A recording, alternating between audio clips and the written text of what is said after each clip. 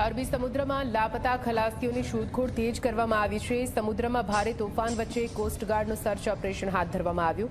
Search operation દરમિયાનનો સમુદ્રનો રૌદ્ર સ્વરૂપનો video સામે આવ્યો। વિપરીત પરિસ્થિતિમાં પીપાવાવ કોસ્ટગાર્ડ કરી રહ્યો છે લાપતા ખલાસીઓની શોધખોળ।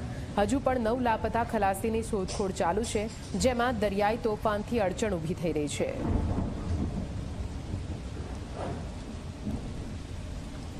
તો આપ જુઓ કેવી રીતે દરિયામાં ફસાયેલા તમામ ખલાસીઓની શોધખોળ હજુ પણ યથાવત જોવા મળી રહી છે। તેમને શોધવા માટેના ઘણા પ્રયત્નો કરવામાં આવ્યા છતાં પણ હજુ તેમની ભાળ નથી મળી અને 9 જેટલા લાપતા ખલાસી હોવાનો આંકડો પણ સામે આવ્યો છે।